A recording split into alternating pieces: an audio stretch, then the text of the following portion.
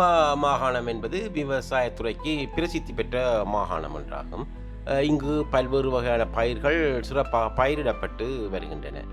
நாம் இப்பொழுது இருப்பது ஊவா மாகாணத்தின் மகியங்கன பிரதேசத்திலாகும். இன்று நாம் இங்கு இடம்பெறும் விதை உற்பத்தி நடவடிக்கைகள் பற்றியே பார்க்கவிருக்கின்றோம். இது பற்றி கலந்துரையாட எம்முடன் இப்பிரதேச விவசாய போதனாசிரியர் இணைந்துள்ளார். நாம் இப்பொழுது இருப்பது ஊவா மாகாணத்தின் பதுளை மாவட்டத்தின் மகியங்கன உதவி விவசாய பணிப்பாளர் காரியாலயத்திற்குட்பட்ட மீகா கிவுல என்ற விவசாய போதனாசிரியர் பிரிவிலாகும். இந்த மீகா கிவுல என்ற விவசாய போதனாசிரியர் பிரிவில் விதை உற்பத்தி செயற்பாடுகள் மிகவும் சிறப்பாக மேற்கொள்ளப்படுகின்றன. இந்த விதை உற்பத்தி செயற்பாடுகள் நமது நாட்டின் உணவு காப்பை உறுதி செய்வதில் எவ்வாறு பங்காற்றும் அது பற்றி கூற முடியுமா? இந்த விதை உற்பத்தி செயற்பாடுகள் மூலம் எதிர்பார்ப்பது எமது நாட்டுக்கு தேவையான எமது தேசிய விதைகளை உற்பத்தி செய்வதாகும். எமது நாட்டில் தற்போது எமது விதை தேவைகளை பூர்த்தி செய்ய முடியாமல் உள்ளது.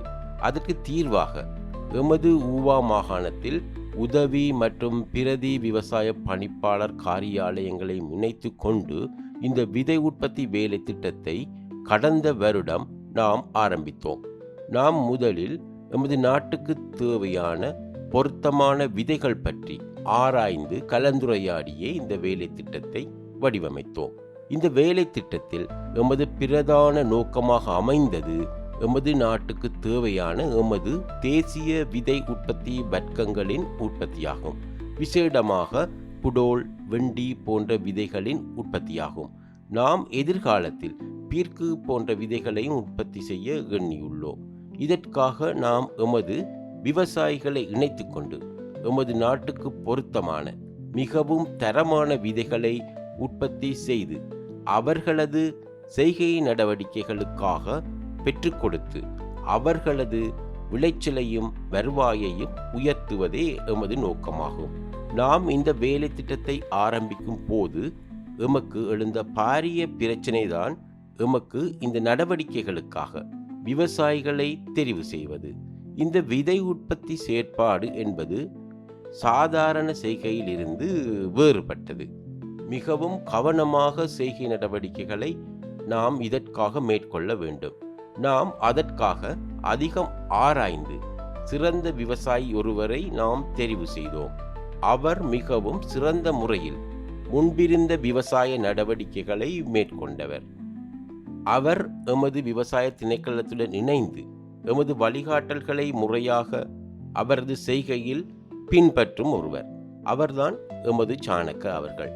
அவரை கொண்டு இந்த செயற்பாடுகளை எம்மால் இலகுவாக மேற்கொண்டு எமது இலக்கை அடைய முடிந்தது. அவரிடமும் நீங்கள் இந்த செய்கை தொடர்பான விடயங்களை கேட்டு தெரிந்து கொள்ள முடியும்.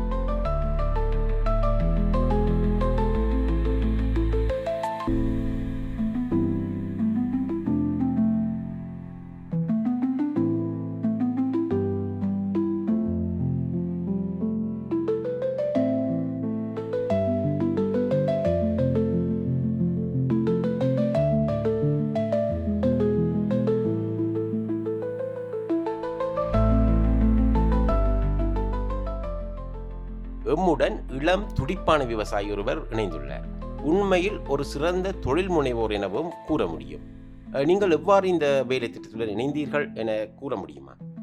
நான் முன்பிருந்தே இந்த விவசாய நடவடிக்கைகளில் ஆர்வமாக ஈடுபட்டு வந்தேன். நான் ஆரம்பத்தில் மிகவும் சிறிய அளவிலேயே எனது விவசாய நடவடிக்கைகளை மேற்கொண்டு வந்தேன். விதை உற்பத்தி நடவடிக்கைகளிலும் ஈடுபட்டேன். எனக்கு இந்த நடவடிக்கைகளை பரந்த அளவில் செய்ய வேண்டும் என்ற ஆசை இருந்தது. நான் எனது அயலவரிடம் சொல்லி அதற்கான இடம் ஒன்றையும் தேடிக்கொண்டேன். நான் அதன் பின்னர் இது பற்றி எமது பகுதி விவசாய போதனாசிரியரை தொடர்பு கொண்டு பேசினேன். அவர் எனக்கு முதலில் தெரிவு செய்த இடம் விதை உற்பத்திக்கு பொருத்தமானதா என ஆராய்ந்து கூறுகிறேன் என்றார்.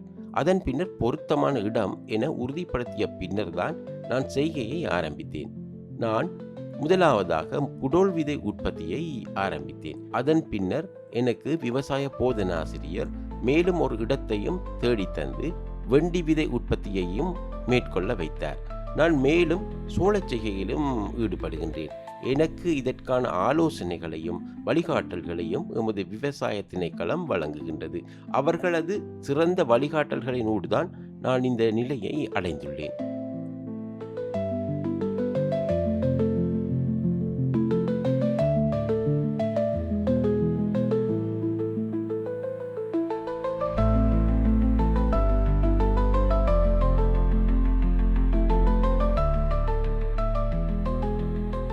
எமது நாட்டினுள் விதை உற்பத்தி நடவடிக்கைகளை விஸ்தரிப்பது தொடர்பான பல்வேறு நடவடிக்கைகள் மேற்கொள்ளப்பட்டு வருகின்றன.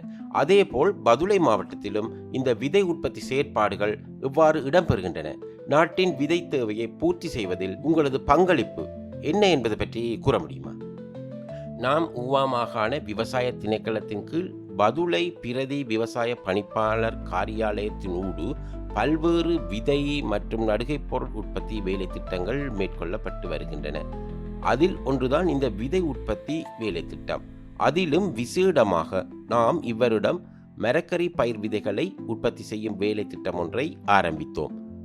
இதன் மூலம் இந்த மாகாணத்தின் மரக்கறி விதை தேவையை மட்டுமன்றி நாட்டின் விதை தேவையை பூர்த்தி செய்வதிலும் நாம் பங்காற்றுகின்றோம்.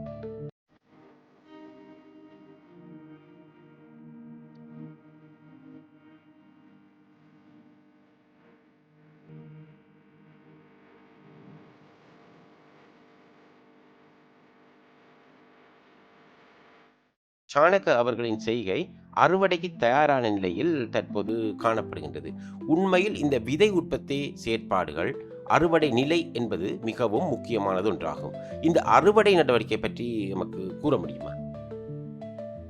நாம் இப்பொழுது இருப்பது திரு சாணக்க அவர்களின் 3 மாத வயதை கொண்ட செய்கையாகும். இந்த செய்கை அறுவடைக்கு தயாரான நிலையில் காணப்படுகின்றது. எனினும் நாம் நேரடியாக அறுவடை செய்ய மாட்டோம். நாம் அதற்காக விவசாய திணைக்களத்தின் விதை சான்றுபடுத்தல் அலகில் இறுதி வயல் பரிசீலனையை மேற்கொண்டு சான்றிதழை பெற வேண்டும். அவர்கள் இங்கு வந்து அறுவடைக்கு செய்கை தயாராக உள்ளதா, வேறு விதைகளின் கலப்பு காணப்படுகின்றதா என பார்த்து ஆராய்ந்து சான்றை வழங்குவார்கள். அதன் பின்னரே நாம் அறுவடையை மேற்கொள்ள முடியும். அவ்வாறு அறுவடைக்கு தயாரான செய்கையே இது. என்னிடம் பெரிய புடோல் ஒன்று காணப்படுகின்றது. எமது விவசாயிகள் இதை எவ்வாறு நேரடியாக சந்தைப்படுத்துவதற்கும் விதை உற்பத்தியில் ஈடுபடுவதற்கும் பாரிய அளவு வருவாய் வித்தியாசம் காணப்படுகின்றதா? எமக்கு அது பற்றி கூறுங்கள். இந்த காய் 500 கிராமிற்கு உயர்வான நிறையை கொண்டுள்ளது. இதை 50 ரூபாய்க்கு மொத்த விலையில் விற்பனை செய்ய முடியும். நாம் விதை உற்பத்தியில் ஈடுபட்டால் இதிலிருந்து சாதாரணமாக 10 கிராம் விதையை உற்பத்தி செய்யலாம்.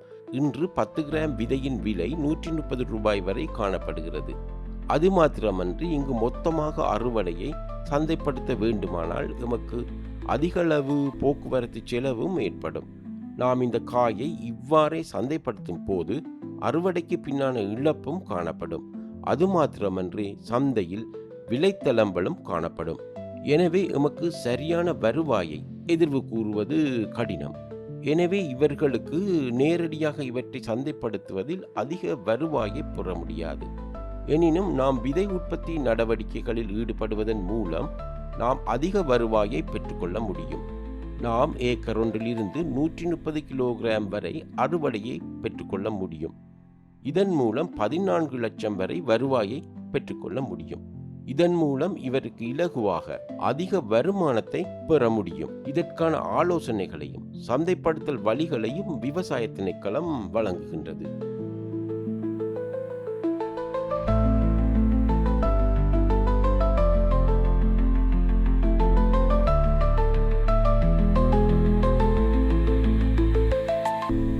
அதேபோல சாணக அவர்களின் 1.5 ஏக்கர் வெண்டி செய்கை ஒன்றும் காணப்படுகின்றது. அந்த செய்கையும் அறுவடை யாவத்தையே அடைந்துள்ளது. அவர்கள் அறுவடை செயற்பாடுகளை தற்போது ஆரம்பித்துள்ளனர்.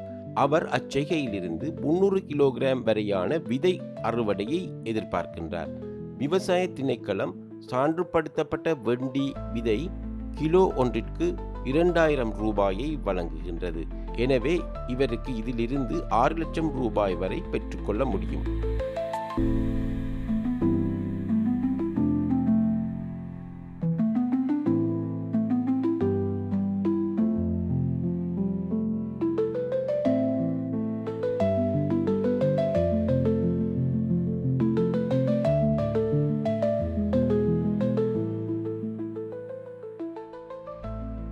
சிறந்த தொழில் முனைவோர் ஒருவரை தேடிச் செல்லும் பயணத்தில் எமக்கு கிடைத்த ஒருவர்தான் திரு சாணக்க அவர்கள். நாம் இவரது செய்கையை ஆரம்பிக்கும் தருணத்திலும் இவரை சந்தித்தோம். இப்பொழுது செய்கையின் வயது 140 நாட்கள் வரை இருக்கும். இந்த விதை உற்பத்தி என்பது மிகவும் அவதானத்துடன் மேற்கொள்ள வேண்டிய ஒன்றாகும். இந்த விதை உற்பத்தி பற்றிய உங்களது அனுபவம் என்ன? நான் இப்பொழுது எனது நிலை பற்றி மிகவும் மகிழ்ச்சி அடைகின்றேன். எனினும் ஆரம்பத்தில் விதை உற்பத்தியில் பயந்தே இணைந்தேன். மிகவும் கவனத்துடன், மிகவும் நேர்த்தியாக எமது விவசாய திணைக்களத்தின் வழிகாட்டலுக்கு இணங்கவே செய்கையை மேற்கொண்டு இந்நிலையை அடைந்தேன். நீங்கள் உங்களைப் போன்ற இளைய விவசாயிகளுக்கு அல்லது தொழில் முனைவோருக்கு வழங்கவிருக்கும் தகவல் என்ன? யாரென்றாலும் முதலில் முயற்சி செய்து பாருங்கள். உங்களது முயற்சிகளை சிறிய அளவில் ஆரம்பியுங்கள். அதிலிருந்து பாரிய அளவிற்கான முயற்சிகளை மேற்கொள்ளலாம். உங்களது செய்கையில் சரியான தொழில்நுட்பங்களை பயன்படுத்துங்கள். இதன் மூலம் சிறந்த வருவாயை பெற்றுக்கொள்ள முடியும். வாருங்கள், நீங்களும் இந்த செய்கை நடவடிக்கைகளில் ஈடுபட்டு சிறந்த வருவாயை பெற்றுக்கொள்ளுங்கள்.